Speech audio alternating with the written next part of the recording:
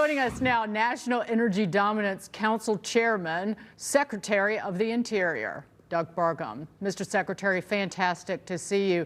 So all the usual suspects, both here and abroad, have gotten their knickers in a knot over President Trump's designs on Greenland to strengthen our national security. But why now? Why take on this Greenland mission now, given all the other priorities, both here and abroad, the Trump administration is juggling?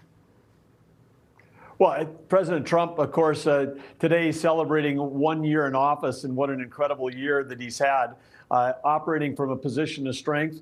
And this is his leadership in solving wars abroad and bringing prosperity home, unprecedented. And Greenland is just another natural step in that. People thought it was crazy when the United States bought Alaska. And, you know, it's called Seward's Folly. Everyone knows the story. It became a territory, then it became a state.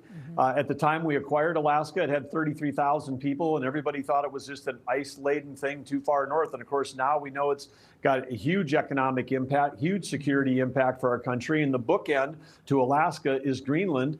And as President Trump said, you know, again, who's got the resources to be able to actually provide the defense and build the security that we need in a world where we know that the wars that are happening, whether it's Iran, Israel earlier this year, whether it's Russia and Ukraine going on every day, it's all autonomous, it's all missiles. You know, you don't see a headline about a pilot getting shot down. If there's attacks coming at the U.S., it's going to come over the poles. And President Trump is spot on understanding that this is critical for national security, and it's great for NATO. It's great for Greenland, and it's great for the United States, great for Canada. This is a win-win all the way around. And again, I think the markets have it wrong, and I think President Trump today are also very optimistic that he's got all the tools to reach an agreement that everybody can be happy with. So, Secretary, what would a win-win look like? I heard the president use kind of language like that, right? Right now, you've got the U.S. seemingly over here, and you've got Europe over here. You know, they're not really meeting anywhere. But what would a win for Denmark and Europe and Greenland and the United States look like in your view? Well, I think a win is a safer world and a more prosperous world, and President Trump could deliver both of those things. Certainly, if the U.S. owned Greenland, you would see the kind of investment that's gone on there that we've seen in Alaska in terms of, you know, whether it's building infrastructure in Alaska, again, right now, I mean, in Alaska, building the Alaska pipeline, which is going to help us provide LNG to all of our Pacific allies, Japan, South Korea, Philippines, places where U.S. territories exist today, like Guam, American Samoa, where we've got military bases that are on the front lines against China. And of course, Greenland, you know, Greenland's closer to Washington, D.C. than Anchorage is. And so this is it's just a natural fit in terms of for the strategy of protecting North America. Greenland really is part of the Western Hemisphere. And I don't see, again, like the president, is NATO going to come to the Western Hemisphere and come to the aid if we're getting attacked over Greenland? I think people would sleep better at night knowing if it was part of the United States portfolio. And we can do great things for the people of Greenland. And this is, again, if Denmark wants to negotiate, there's probably a lot of things that could be put on the table that would be very beneficial to Denmark and their economy if they wanted to say, hey, we've got a card the U.S. wants, here's Greenland. It's a burden for them financially. They put about $600 million a year in social support for the 50,000 people plus that live in Greenland. This could be, I said, could be an easy win for their budget in terms of a stronger partnership between Denmark and the United States. You mentioned 1 year into President Trump's second term, and he, along with other members of the administration, yourself included, of course, changing the game across the board. And nowhere is that more clear than with his energy policy. Energy independence and dominance is strength on the world stage and prosperity here at home. But look at the coming year, Mr. Secretary, and talk about what your priorities are in terms of energy. I've heard Secretary Wright, for example, talk about a focus on electricity, because particularly with the move under Biden toward green energy, we have had prices skyrocket and really no excess production increased?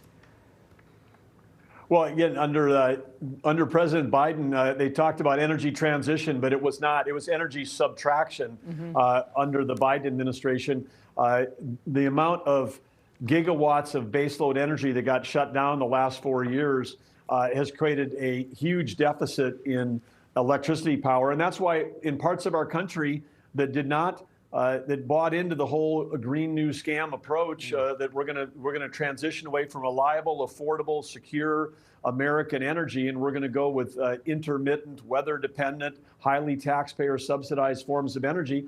Those parts of the country, take New York, New England, or California, are paying much higher rates. We have parts of this country that are paying 3 times as much for electricity they are in other parts of the country. So this isn't a national problem on electricity prices. It's based on policy. The politicians that were driven by ideology drove policies that drove prices up. President Trump wants to reverse that.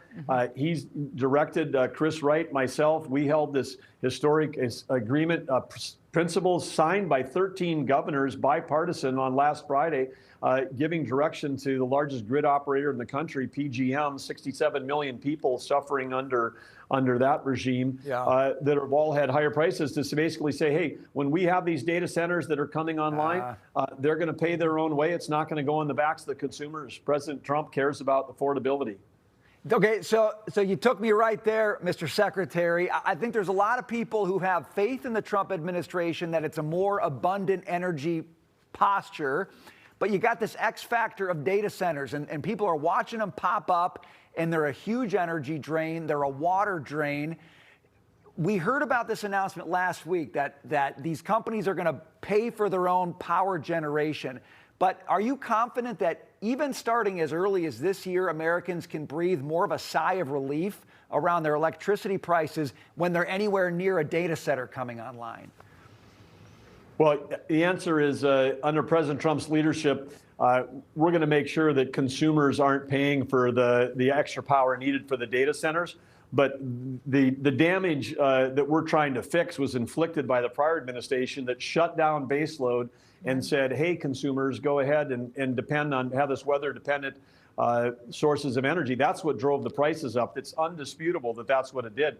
But yeah, in my home state, it was just 13 months ago when I was still a governor, we concluded a deal with a data center there where we actually lowered the price of electricity for all the people in that market area because the data center said, hey, if you need more housing, we'll build it. If you need us to buy down your electrical bills, we'll do that. The margins on AI, we've never been able to take a kilowatt of electricity and convert it into intelligence. That's what we're talking about, is manufacturing intelligence. These aren't traditional old data centers with one customer and one client. These general purpose technology that helps everybody that's a benefit from that, whether it's you're curing cancer, teaching education in your state, or providing national defense. I mean, we need AI. We are in an AI arms race with China. China is adding electricity at unprecedented rates, and they're doing it without having to go through the permitting burden that we go through in the U.S.